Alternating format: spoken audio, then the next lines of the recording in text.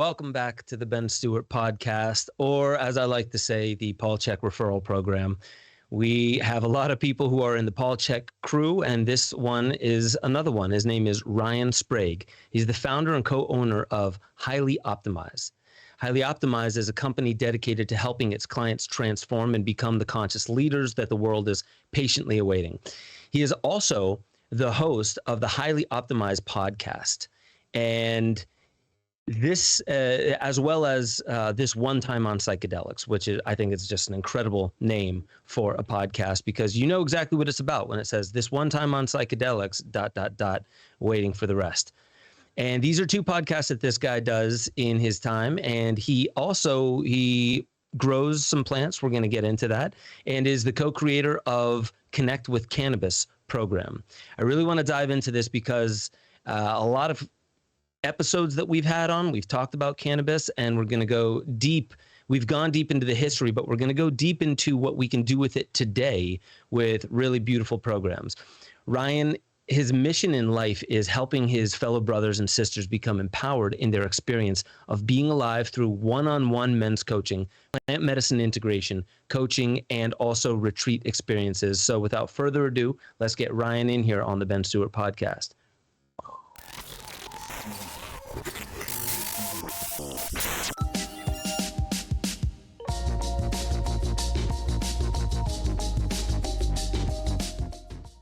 All right, we are back, ladies and gentlemen. Here is Ryan Sprague. How you doing, my man? I am wonderful, man. Happy to be here with you, gentlemen. How are you guys doing today? Doing well. Doing well. It's 421. 421. Let's say. Yeah. So we were a little late, you know. We were just a little, but with cannabis that can be expected, and it's all right, you know. We don't need an excuse. Don't be too hard on yourselves. Yeah, that's when most people realize, oh shit, bro, it's time to do it. Let's celebrate. So a lot of stuff to get into today, but the first thing I would like to say is Jason Pickard is the one who connected us, right? Mm-hmm. And you got connected with Jason Pickard through Paul Chek. Yes, Jason and his brother Jared. Jared and I mean, Jason and Jared, we all share a lot in common, but I met Jason first through Paul, and we hit it off immediately. He lives in New York, so I was able to go out and go to his house, and he really got me interested in biogeometry as well, which I know we'll be getting into later, after Paul had already told me about it. And then I met his brother, who's also a biodynamic farmer, and so yeah, those guys are amazing. I love them. Yeah, we'll likely have Jared on the show here in not too long from now. So that's pretty cool, man. I love anybody coming from the Paul Chek side of things. Usually they're aware of the physical, personal health, as well as the spiritual, and pretty much everything in between, as well as what's going on in the world, and usually seem to have made sense of it in some way, that they've all found their center, which I love, because there are a lot of people who they see a lot that's going on in the world, but they don't have their center. And I noticed that when we did our pre-interview, that you have that about you, and a lot is very lighthearted. So what I would love to do is just hop into a little bit of your backstory, because we're going to be talking about cannabis today. And I definitely want to talk about cannabis and biogeometry. That's what I meant by we've gotten into the history, but what about what we can do with it today that resembles a lot of the beauty of the past, right? Organic, those kinds of things that resemble a little bit more what the plant may have been in its origin, as well as using modern understandings of how to craft better environments for it. But with that, I would love to know how you even got into being a lover of cannabis, the growing process, the whole plant, and its development. Yeah, great question, man. And this is a story that I love telling, because it really helps make it real for a lot of people. Where, when I tell people that my whole deal is cannabis, they're like, oh, do you work at a dispensary? Oh, are you just a cultivator? And what I like to say is that, cannabis found me. I didn't find cannabis. Where when I was 16, I started experiencing some pretty challenging anxiety.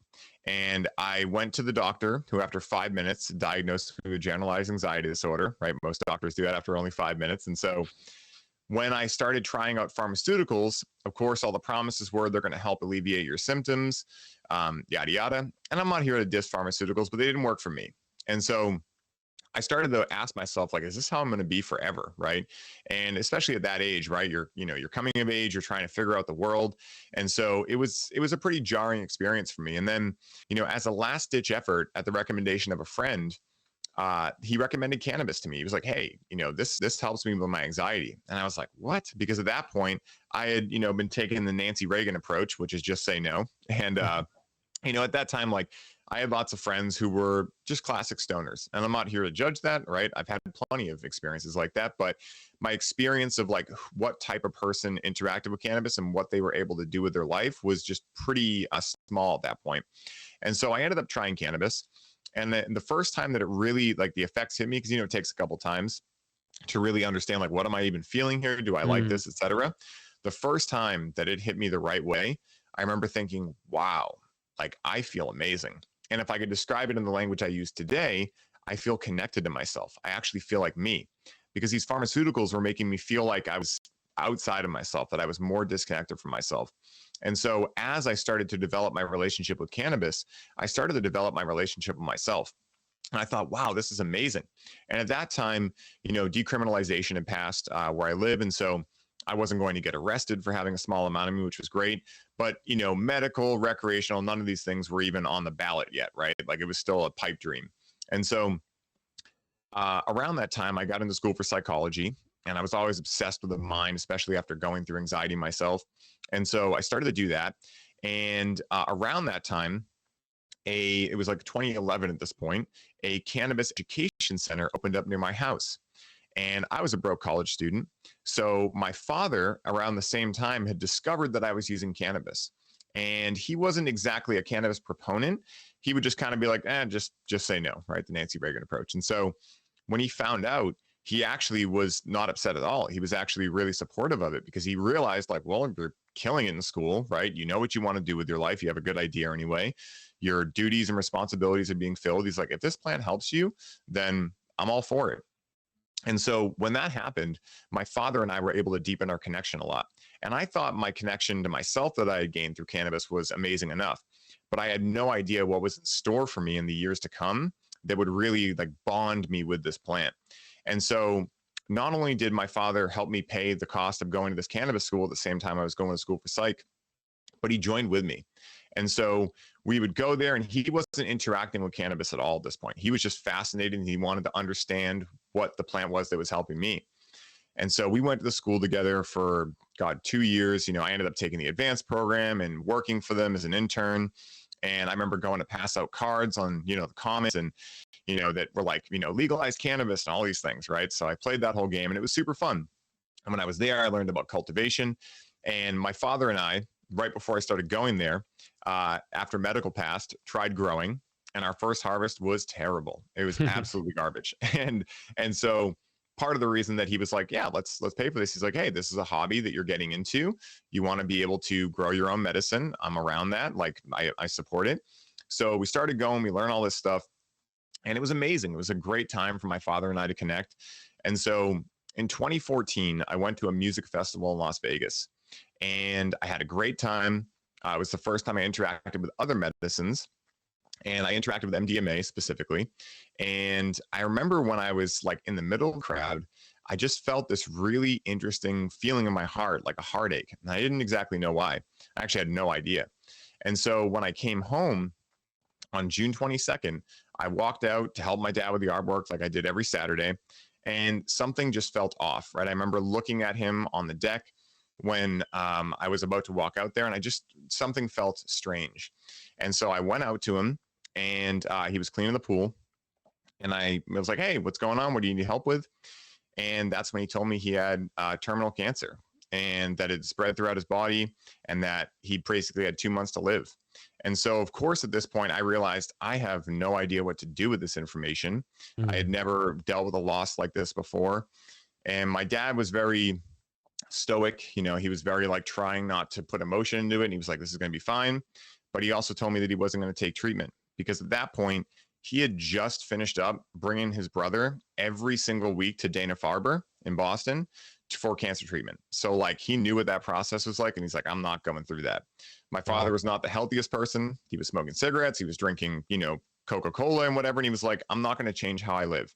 And so through that time, I started recommending that he start trying RSO, aka full extract cannabis oil.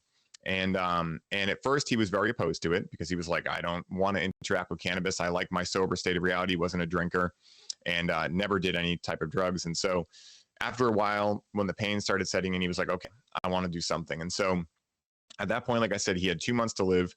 And it was, of course, like, it was this time where I kept wanting to connect with him, but I just kept noticing that every time I would be around him, I would just like distract myself with cycles of busyness and these kind of things. And so once he started trying RSO, I started being with him a lot to make sure he could handle like what he was going through. Cause like, full extract cannabis oil for a new user is very potent. Yeah. And so over time, I started to be able to interact with cannabis with him. I would smoke, he would do RSO, and we would just sit and talk. And I learned so much about my father through that time, childhood memories that I had never heard of before, just joking and laughing like we had never done before. I mean, we were big jokers, but like to a level that was deeper. And through that time, I not only got to deepen my connection with my father, but I got to watch this plant help him connect deeper to his other children, his grandchildren, my mother, and his own mortality. And, once he passed away, I really had this like huge awakening where I realized like, wow, this is the real power of this plant. This is the stuff that's not being talked about anywhere. It was at that point that I dedicated myself to learning everything I could possibly learn about cannabis. And then from there, I got into working at a dispensary where I got to work with over 5,000 people, helping them with all different sorts of issues, of course, adding all my check approach into it and everything like that too. So I started to have lines formed for me because they're like, I want to know what food to eat too, and these kind of things. And so it was a really fun time. And, then from there, I started realizing that, I wanted to do something bigger. And so in 2019, through another hilarious plant medicine journey, which we can dive into if you want to, I realized that I was using cannabis unconsciously, even with all the knowledge I had about it. And so I ended up taking a break. And in that break, the spirit of the plant started really speaking to me. And it told me to create a company, right, and start doing this. And so out of that, Highly Optimized was born. And out of that, the Connect with Cannabis program was created. So yeah, it's a little bit of my story. Amazing. Amazing. Yeah. And it's interesting when you mentioned your father having caught you use the plant. So did my father. And it was an interesting thing because he had caught me with cigarettes before and he got pissed. And when he caught me with weed, he was just like, I can't say I haven't done it before. And I just don't want to see you get in trouble. And I could see that like this was it. What he's really protecting me from is not the plant. It's from the way others view the plant. It's from how society regulates and controls the use of the plant. And then you mentioned RSO, full extract, cannabis oil, otherwise known as Rick Simpson oil. A lot of people say, Phoenix Tears or Rick Simpson oil. I did a talk with Rick Simpson out in Croatia. I think this was cool. 2012, and excellent guy. But, when I met him, when I did this big conference with him, I just happened to meet so many people. And then also on my flight back from London a few weeks later, there was somebody who didn't go to the workshop or anything, but I happened to be sitting next to her on the flight back to the States. And we got to talking, and I mentioned I just talked next to Rick Simpson, and she just looked around and she was like, "You mean like the cannabis oil guy?" I was like, "Yeah." And she was just like, "He saved my life." And I was just like, "Wow, interesting. Tell me more." And she had this story where she was, nothing else was helping. Not a single other thing was helping. Everything was making it worse. And this not only helped her physically, but it helped her engage with the illness, engage with it as if it's a teacher, not a problem that needs fixing. And that's this self-reflection that I felt, like, wow, this plant really has something to it. And this was before I even made a film about cannabis and really understood much about the endocannabinoid system, and just basically how long cultivated and how long of a history humanity has with this plant. So So yeah, I find that to be a very beautiful story about your father. He didn't survive, but it feels like that was a real rite of passage for you.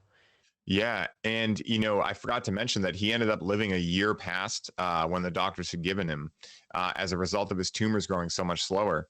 And, my father, like, his credit, he was having challenges for a long time that I kept telling him, you should go to the doctor over this. And he's like, no, no, no. And he was one of those people that just kind of didn't want to look at his own mortality like that. And, once he ended up, connecting with cannabis and really, like you said, connecting with the illness, he was able to make amends with it, and he died with his dignity and his hair, which he loved immensely, so, so it was amazing. And, part of what I saw at that cannabis school was, and part of the reason I knew about RSO was that they were helping a lot of people with Rick Simpson oil that were actually curing their cancer. And I imagine not for your audience, but for a lot of people, this is like, what? Cannabis cures cancer? But it can, right? Because THC actually kills cancer cells, and the other constituents can inhibit their growth. And it's not a cure-all, right? I'd tell it to everyone. And that's what happened with my father. He was still smoking cigarettes. He was still doing the things that ultimately gave him cancer. Yet that's what he wanted to do. And so he got to pass away and leave this world living life the way he wanted to. And I think that's the best way to go out, no matter what age you're at, to go out living your life fully the way you would like to. I agree, man. I really appreciate the way you mention it, because it's responsible as well. Like saying that it's not a cure all, and really in a sense everybody's looking for that cure all, especially to, package it, brand it, and turn it into a part of the machine. And And Amazon a lot Prime of the times, yeah, it's part of the machine, that also causes most of our illness. And sometimes illness is directly a lesson that we must learn. It's simply a lesson, and we're not supposed to live till 80. And obviously I'm speaking philosophically, and I'm making like a solid statement about something that I can't claim pure, unabashed knowledge of. But what I am saying is that there's something beautiful also about that this plant is a very social plant as well.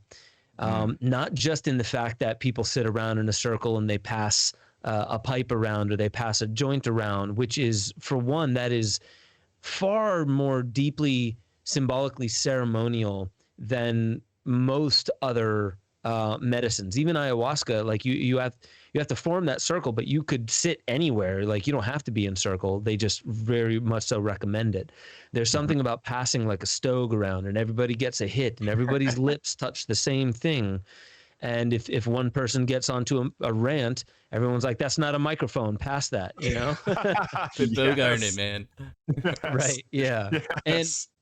And so the other part of the sociality of cannabis is the fact that when I was cultivating it up in NorCal, up in the redwoods on the mountain, the healthiest I felt, I was with my now wife. This was when we conceived my daughter.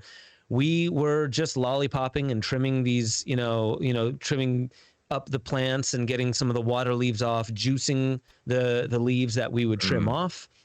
And also noticing that sometimes plants were not happy, and then you just rearrange them, put them next to other plants, and then they become happier again. You touch them, you sing to them, and in the morning they're kind of drooping.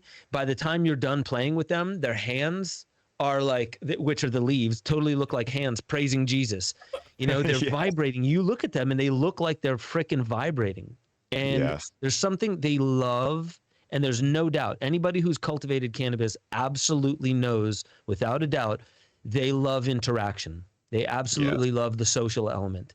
And so with that, I want to lead this into a question. You've been cultivating cannabis. I would love to know your thoughts on why organic, how you cultivate, and then lead it into how you were able to supercharge that with biogeometry.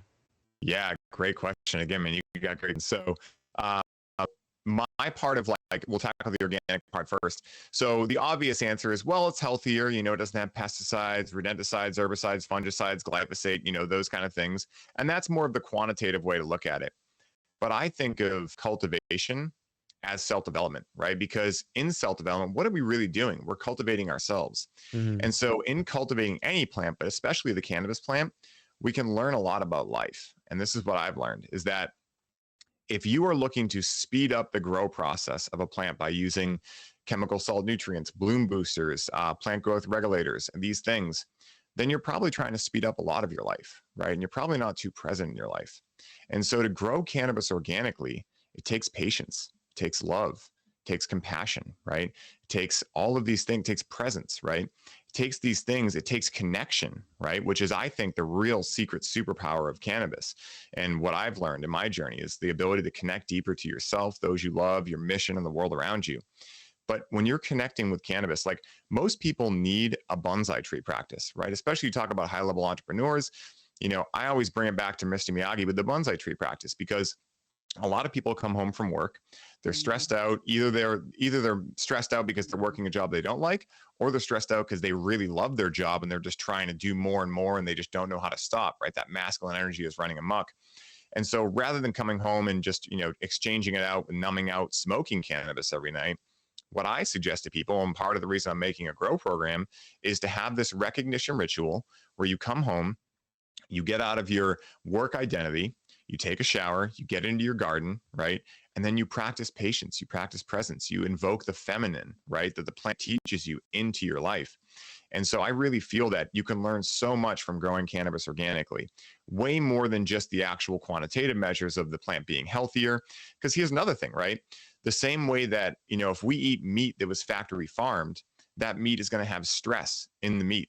And so when we eat that, we're getting that stress uploaded into us. Well, cannabis and other plants work the same way.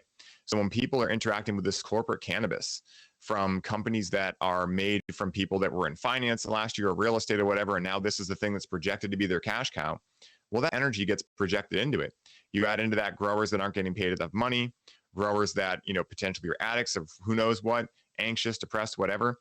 When you're interacting with a plant, you're interacting with a level of consciousness of the cultivator who grew it. And so that's another main reason that I recommend everyone grow not just their own medicine, but grow organically and do that. And one of the best practices I've found to supercharge that process, because plants, like, think about it this way, right? The same way that, like, we know walking into a room, if that room feels safe to us. And this is the whole concept of like feng shui, right? Where it's just like, something in here is kind of weird, right? We redo our bedrooms, we redo these things, right? Well, plants are the same way. They want like a nice energetic space. And so one of the modalities that I got into was biogeometry. And I first got into it for myself, right? With EMFs and all this stuff coming into the human biofield. I was like, I want protection against these things.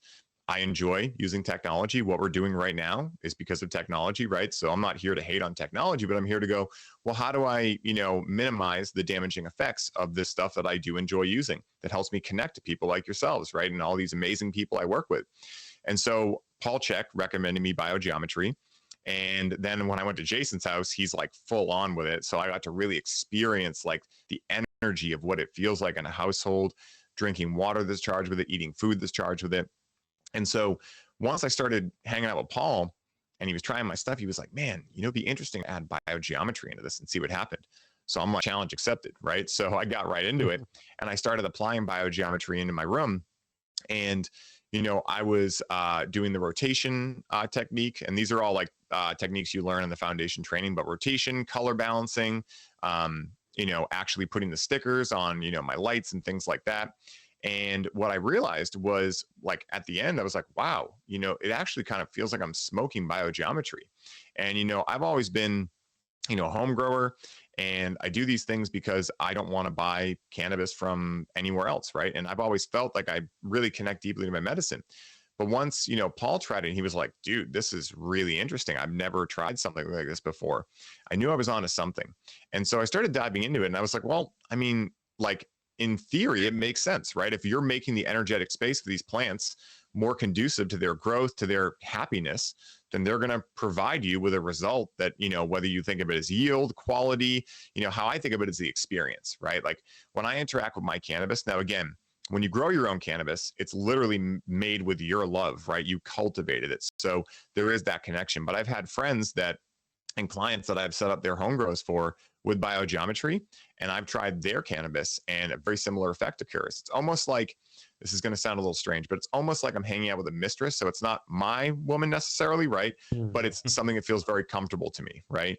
And this is something that, you know, as I started diving into that, I was like, wow, I wonder how many other things I could do in my room, like, you know, sage and Palo Santo and all of these different things. One of the weird things I got into, because I know you guys like weird stuff too, is there's a branch of biodynamic farmers. I believe they're in North Carolina or in the UK, that also practice what's called fairy magic. Now, if you understand the folklore behind fairies, they supposedly, allegedly, they control nature, right? And they're behind like making nature work. And I learned about fairies and these elemental beings in the mystery school when I went there. And so I love getting into weird stuff. So I'm like, screw it, I'll try it, right? And again, correlation doesn't equal causation. My own placebo effect might be a thing, but at the same time, placebo effect is essentially saying something's working, even if I'm inventing it and creating it. And so it's amazing, dude. I love getting into this fun, weird stuff, because at the end of the day, I know that I don't know anything when it comes to cannabis, the world, etc. And so if I know that I don't know anything, I can be open-minded to everything. And I think that's where life really can be a gift. And you can really start experiencing all the magic with a K on the end that life has to offer. And so biogeometry was the first thing that really got me into these qualitative, really immeasurable by typical scientific paradigms type practices. And from there, I just took it and ran with it. And it's been so fun. That's amazing. You know, we just had on this guy, Ian Morris. And yeah. You heard of him? Yes, the sound guy, right? Yeah, he and I were chatting about Smile is music. Is that his? Or music smile? Something to smile. Smile is music. Yeah. No, it's I can find it real quick. Listening to Smile. It's called Listening to Smile. Okay, yeah. And and he uses frequencies, and he's just started getting into biogeometry. And I told him, I was like, you know how with Dolby 5.1 you can slightly move things, because all that Dolby 5.1 really does is move the sounds around you and in you, but in that it makes you feel potentially like you're moving. And you've seen the biogeometry symbols. You know that, like Paul Check and Jason told me, like you can dance in those patterns and get the same effect. You can move your hands or move a pendulum in those patterns and get the same effect. Well, you could do that with Dolby 5.1 if you are, you know, like really specialized with it. You can move the listener with headphones through those patterns and imbue music with biogeometry. And then you just mentioned how to imbue cannabis and the experience of it with biogeometry. And I feel that this is exactly what an awakening, especially a collective awakening, would be, is everybody's brilliance is starting to bridge with one another. Yes. And, you know, biogeometry is brilliant. And then bridging with all these other practices, which is what Bucky Fuller said, will render the old obsolete. It just makes much more sense. And eventually it's going to, like, I feel like people are going to acknowledge that this is healthier stuff to engage with. And this is just obvious. And eventually it's also going to get to the point where the price point doesn't make any difference at all. You either go with the healthier stuff or you go with the conventional. And quickly for the audience, what specifically, how do you define biogeometry? Biogeometry is working with shapes, colors, and qualities. So let's say on the back of my phone, I'll show you. I have this. Oh, you got the harmonization sticker too? Well, actually, you Jason color balanced Pickard it. Color balanced it, and he just basically took a pendulum and he doused it, like, where's the actual spot, and he changed he put a shape, obviously circle, and colors there, and these are very interesting colors. And so there are other ways, obviously, with different kinds of like pendulums in corners of rooms, but basically biogeometry is the understanding that shape, color, texture all has a quality to it that imbues itself into its environment around it. And this is why Ibrahim Karim was brought into Switzerland to stop some of the negative effects of 5G.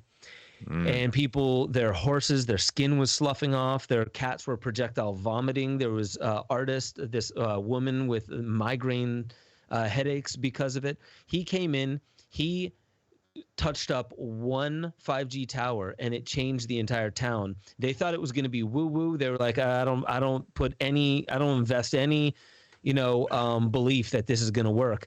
And they were so blown away that Switzerland brought him back to do the entire country. And then this will blow your mind with how powerful telecom companies are. The telecom companies told Switzerland they weren't allowed to let him touch those towers.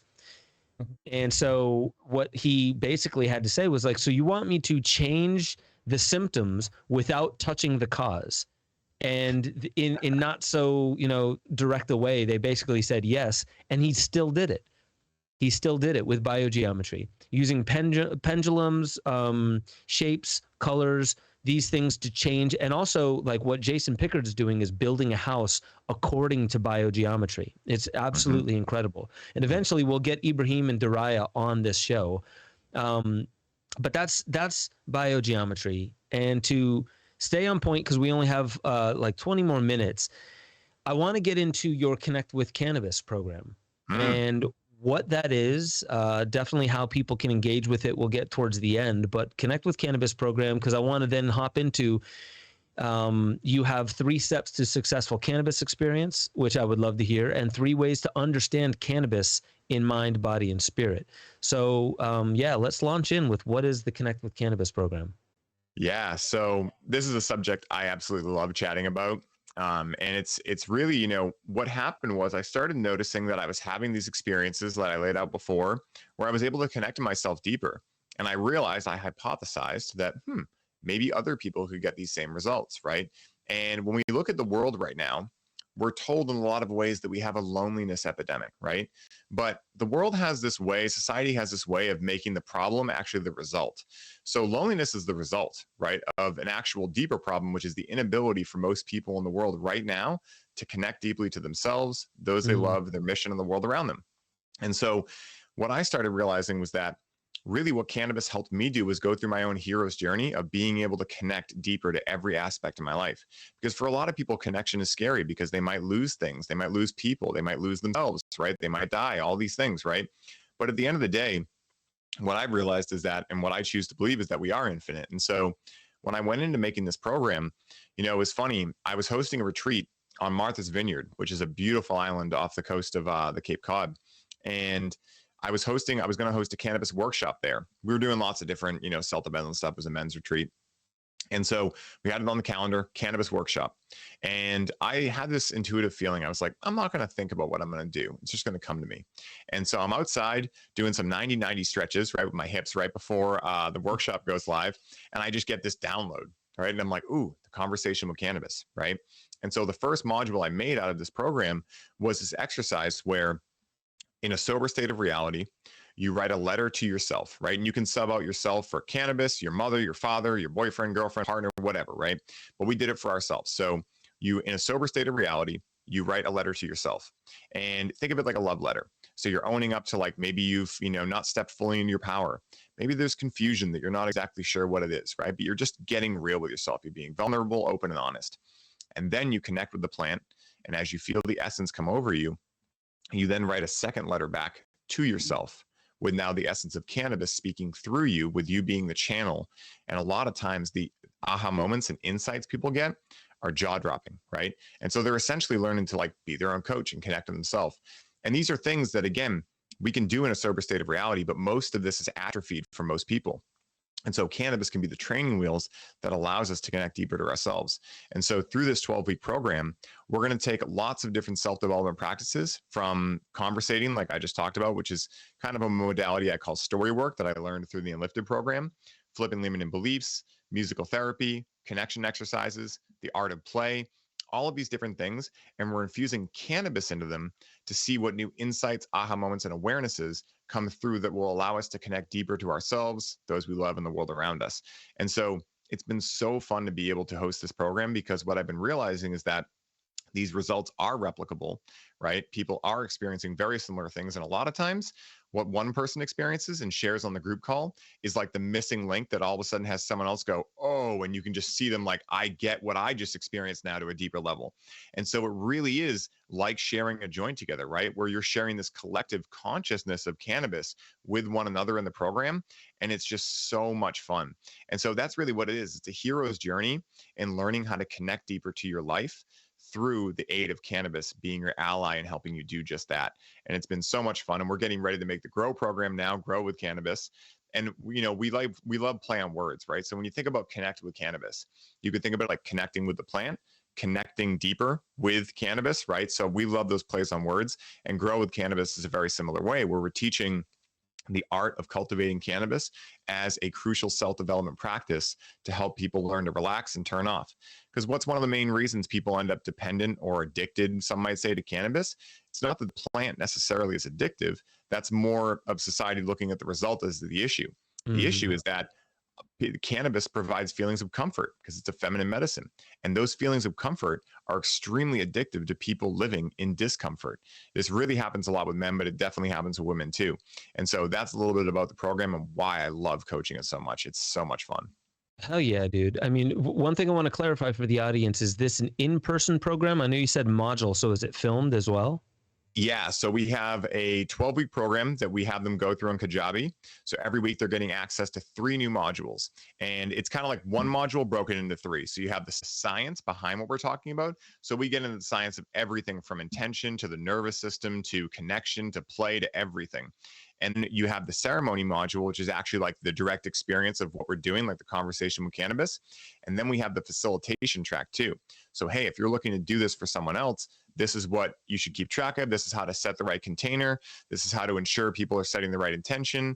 And so, this program is really for health and wellness professionals, which could include coaches, facilitators, healers of any sort, Reiki people, Reiki practitioners, health and medical professionals. We use health and wellness pros because we're realizing that a lot of people might be a facilitator, but not a coach, right? Might be a coach, but not a facilitator, right? So health and wellness pros is a good general term that we use to describe anyone from a coach to a spiritual guidance seeker, et cetera. And so it's great because you're able to do the program just for yourself if you're looking to do it. But if you want to get certified in being able to do this, you go through the facilitation track, and we have certain, exams and tests that we have people go through to make sure they're ready to actually wield the power of cannabis moving forward in their lives. So it's really fun, man. Super rewarding. Dude, I'm looking forward to actually connecting with this, because as I'm working on the awakening protocols, this is something that directly ties in with it. The use of like any plants, doesn't even have to be psychedelic or psychoactive, even just your own garden, and that relationship and that cultivation in the same way. But aside from that, in the interest of time, 3 steps to successful cannabis experience. Yes. So this is something I've realized in working with so many different people, working at the dispensary too, when people will come in from a new user to someone who's a seasoned user. So no matter who's listening to this and how much you know cannabis, this will work for you. And so the first step of this process is taking your power back. And so what that's a combination of is a combination of intention and then ceremony. Because cannabis being a feminine medicine, it's not the plant's job to figure out where you want to go, right? Think of it like a salsa dance, right? If the woman in this equation has to figure out how to lead the dance and express herself, the dance is going to be kind of strange, right? But if the masculine component of that equation gives her that eye that tells her that I know exactly where you're going and you can express yourself fully and I'll be able to catch you and I know exactly where you're going to go, then the plant's able to actually give you so much more. And so by setting an intention, you then know how to create a ceremony around it. So to give an example, maybe your intention is you've realized you have some harboring emotions within you and you're looking to release them. So your intention would be, I'm looking to release what I'm carrying. I'm looking to put down what I'm carrying. And then your ceremony might be creating a sacred space, using a 7-directional prayer, creating an altar, or simply just writing out a letter to yourself, right, of all the things you're looking to release and then burning that, right? So then once you've done that step, you can then move into the second step, which we call unlocking your creative potential. And to unlock your creative potential, the necessary step is surrender.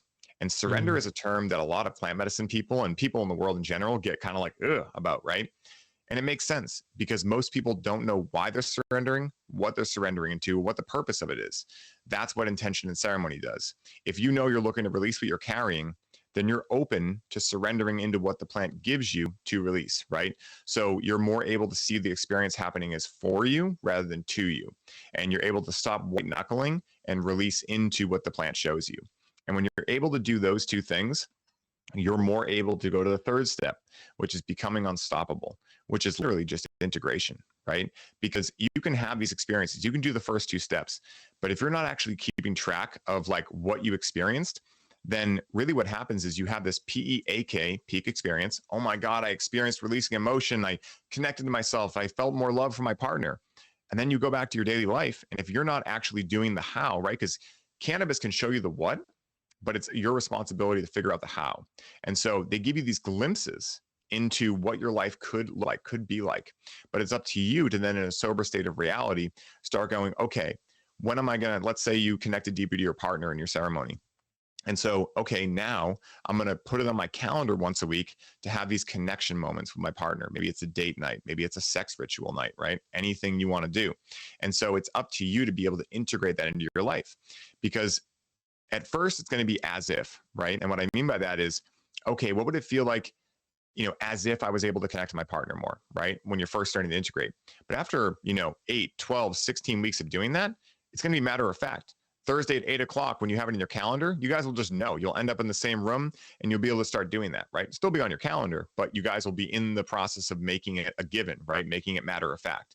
And so when you're able to follow these 3 steps, you're able to ensure that whatever experience you get from cannabis is one that you were meant to receive. Because why do a lot of people have a challenging experience with any plant medicine? It's because they think they received an experience that they shouldn't have received, right? Mm-hmm. Something else should have happened. They're shooting all over themselves, right? And so by this 3-step process, they're able to get that out of the equation.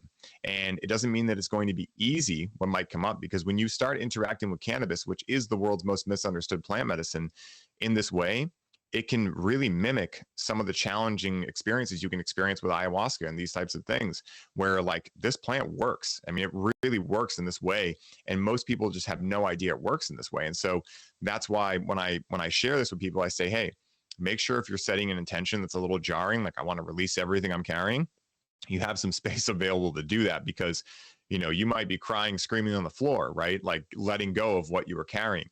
But if you're able to follow that 3-step process, you'll be able to see it as all happening for you. Yeah, brother. There's this film From Shock to Awe. It was these vets that went and did ayahuasca. And I was connecting with them afterwards when I was doing the magic plant with Pete Evans. And that's a film about cannabis. So I was in Colorado with them, and they were doing low dose cannabis assisted psychotherapy.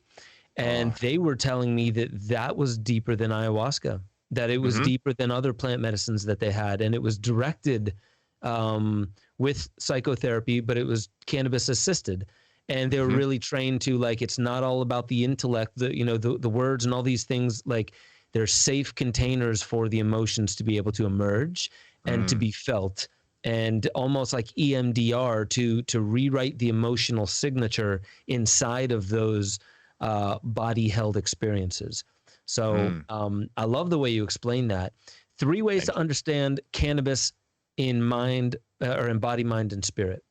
Yes, I love it. So I've talked about one already, which is the aspect of it being a feminine medicine. So why this is important to understand is that now, like I explained before, we know that, okay, so no wonder the lazy stoner archetype exists, right? Because that person might have a calendar full of things. They connect with the plant, and then they're hanging on the couch for 5 hours, right? Because feminine energy brings about contentment, presence, right? Doesn't exactly put that masculine energy into drive.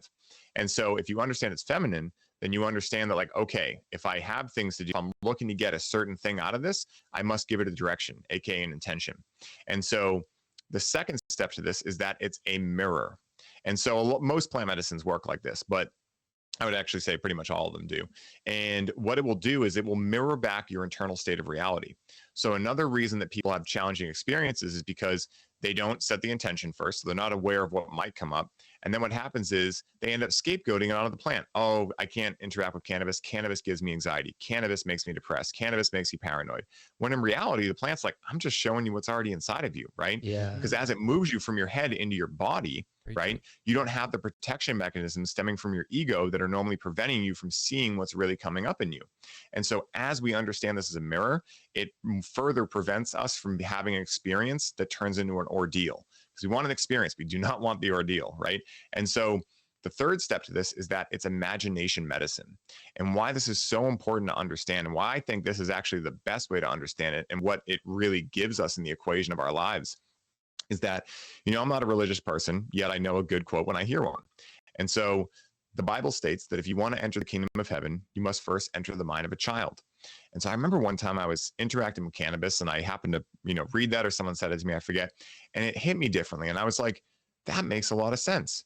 Because if our belief systems create our experience of life, and our limiting beliefs are created as a closing off of what we think life can be, then how do we get through that? Well, we first have to imagine a reality in which we can feel different. And so with cannabis being imagination medicine, also with it being able to enter us into alpha and theta brainwave states, which is the doorway to the subconscious, when we use it in an intentional way, we're able to access imagination. And from there, if we know what we're doing, especially what we teach in the program, you're able to take limiting beliefs, flip them, and then insert them. So you're able to pull the root of the limiting belief and insert the seed of the new empowering belief. And then those belief systems create a new experience of life. And so this is why it's so important to integrate, right? Because after you have this happen, you're ultimately going to have, people that are in your life that, might have been your, kind of your enemy or things like that. They're going to trigger you to try to get back into that old reality. But if you're able to interact with cannabis in this way, you're one step closer to having those new empowering beliefs take root. And so feminine, mirror, imagination medicine. Those are the ways that I found if people understand that, they can work with the plant in a much more conducive and conscious way, because they're less likely to see the plant as this like external source doing something to them. And they're more able to see the plant just illuminating their own self to them. And then from there, it becomes an adventure, right? And that's what we want. Like cannabis, the reason I got into cannabis when I was a kid, other than anxiety, was that it made me feel adventurous, right? I would watch Star Wars for hours and just think about everything, right? And I imagine you guys are the same way, right? Where it's fun, right? And so this allows us to bring the fun back into it, because many people are just numbing out with it these days. I worked at the dispensary. I would see so many people that were coming in and again, no judgment, right? Like it's just an awareness that I gained, where I'm like, hey, how's your day going? They're like, it sucks, but thank God I'm here because I can now get a joint and go to my shitty job. And it's like, yikes, like that's heavy, right? And so like, what if you were able to interact with cannabis in a way to realize why you were at the shitty job, how to get out of it, right? Now it's still up to you to actually do the thing, right? But this plant can illuminate things for you. And like I say, it's not a cure-all. It's not going to do the work for you, but it can help you get past the equation of yourself so that you can actually understand what is standing in your way of creating the dream experience of life that you deserve to experience. Man, I love that. And I just did an episode on EMDR, and it was the guy, Bessel van der Kolk, and he wrote The Body Keeps the Score. And he was saying that people with trauma, their self stories, they don't change over time, but it's those who are actually well-adjusted, in balance, in health, that their stories change over time, which is interesting. You would imagine it would be the other way around, but what he's saying is that people that are in trauma, they're stuck in the original charge of the emotion, and their story doesn't change because they aren't able to imagine any other way than that shitty way that they took it when it happened. Even time, even years and many decades haven't changed the story that they keep telling themselves. So the fact that you bring that in there shows that you understand magic, because there's a lot of people that think that there's an external fixed reality and you just have to engage with that. But magic is realizing that we are the co-creators of reality. Don't forget that part of it. Yes. I want to so say important. Yeah, dude. And I just want to say thank you for bringing that part into it, because cannabis, again, allows a glimpse into that superpower that we have. And I really do believe that all it is doing is assisting us, as you said, to reconnect back with what we've always been. But we have not only been conditioned, but we've allowed the conditioning of ourselves through societal colonization, which, again, is all part of the learning process. So, And One thing that reigns true to me when you say that too is that what I firmly believe is that cannabis is not the sun, right, or the moon. And what we can think of the sun or moon as in this equation is our innate like creative potential, right? Our innate like nature as creative individuals. But it can be the finger that points us back to that when we get a little lost, right, in life. Yeah. And we know as things come up, right, jobs, chips, these kind of things, we can kind of just get off balance, uncalibrated. And so these plants can be the wise elder in the place of the many wise elders we don't have in the world right now, to be like, hey, look over here. But it's up to us to learn how to actually work with that medicine. It's like horses can help you get from point A to point B in a great manner, but you have to learn how to ride that horse and you have to develop a relationship with it. Otherwise, you're going to get bucked up. And Indeed. What you said so perfectly there too is that a lot of times, like we know about first impressions, right? If we have a first impression of someone that's kind of weird, that's going to affect us leading thereon, right? With that person or that place or thing. And so what these things can do is actually allow us to reimagine our first impression of said thing, right? Trauma, emotion, etc. I think that's like really why I love thinking about it is like, both the qualitative spiritual magic aspect of it and like the quantitative like software and hardware updates to our being, right? Where we're able to go in there and kind of go under the knife, quote unquote, and actually redo our first impressions for what like, an event in our life meant for us. So maybe our mom told us we weren't worthy, right? And so we've always felt not worthy. And now we're able to see it as like, oh, she was testing me to decide to believe in myself beyond all logical, doubt that I am worthy, right? And so you're able to redo that first impression and then change your whole experience of life there on out. So freaking cool, man. This is the stuff that charges me up. Yeah, I feel it, dude. I feel it. And I know we have to wrap it up here. So I want to make sure that everyone can find you. Go ahead and tell everyone where they can find you. Yeah, so you can find me on Instagram at the real Ryan Sprague.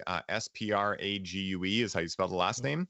Also at highly.optimized. That's the business Instagram where we're constantly giving out, tips, tricks, things that you can try out with cannabis. Everything that we literally give pretty much everything away that we do because, we believe that we want everyone to have access to this stuff. And so if you're interested, go over there. I do a lot of different stuff in my own profile. You can find the website at highlyoptimized.me, aka.me, where you can find out more about both the podcasts, where to find them. They're pretty much on every podcast platform. I have the Highly Optimized podcast, which showcases conscious leaders living a life beat of their own drum and the trials and tribulations they've undergone to be able to live life on their own terms. And then we have this One Time On Psychedelics, which dives into the experiences, benefits, risks, and transformations taking place within the ever-expanding world of plant medicines. And so those are the best places to find me. We also have a free Facebook group called the Ceremony Circle, where every week we're in there hosting lives about a lot of the stuff that we talked about today and just all sorts of stuff that's coming through to me. The weekends are when I interact with cannabis. I take the weekdays off. And so every weekend I'm gaining new downloads, and then that's what comes out in the Ceremony Circle that week. So come on in. It's super fun. And I love chatting, if you guys can't tell. So if you have any questions, please feel free to reach out through Instagram. I love it. And I will voice note you back because texting and I don't get along. So amazing, dude. Ryan, it's been a pleasure. Thank you. You speak very succinctly. The message comes through loud and clear. And next time I have you on the program, we'll be able to do a deeper dive. And thank you for everything you're doing, my man. Thank you. All right. Ladies and gentlemen, that was Ryan Sprague. Really incredible information.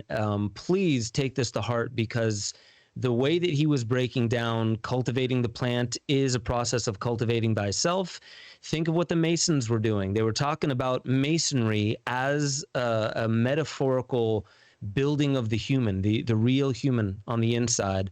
So really go back through this podcast and listen to these elements because he just gave you a lot for free right there. There's a lot that you can already work off of.